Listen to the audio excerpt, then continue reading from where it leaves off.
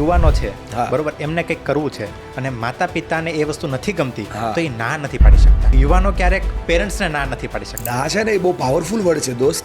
ના કહેવા માટે અંદરની 10 આ ભેજી કરવી પડે ત્યારે એકવાર ના કહેવાય. અને એટલા માટે ના કહેવાની કળા એ દુનિયાની સૌથી મોટી કળા છે. મેં લોકો પાસે લેટર લખાવ્યા કે તમને તમારા માતા પિતા કેમ ગમતા નથી, તો કે અમે એની પાસે છે ને આમ સહકાર લેવા જઈએ ને તો એ સલાહ ઠોકે છે, એ અમારી વાતને પૂરી સાંભળતા નથી.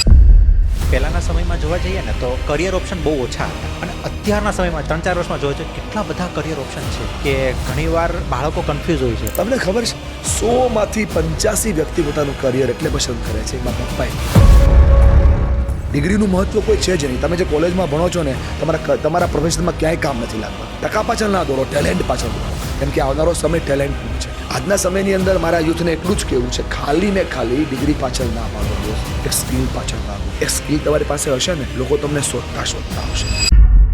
તો આપણે કરિયરની બધી વાત કરી પણ છેલ્લે બધી વસ્તુ અટકે છે પૈસા. તો આ જે ફાઇનાન્સ જે છે એને યુથે કઈ રીતે મેનેજ કરવું જોઈએ? જેટલા પણ યુવાનો આજે ફ્રસ્ટ્રેટ થયા છે ને એમાંથી વધારે યુવાનો શોર્ટકટમાં ગયા છે, જેમાં છે બધી ઓનલાઈન ગેમિંગ. આપણે આપણા બાળકોને શીખવવું પડશે કે મની મેનેજમેન્ટ છે ને આવનારા સમયની ડિમાન્ડ છે. ₹1 આવક સામે ₹1.5 દેખાડો માણસને પાડે છે ને પાડે છે.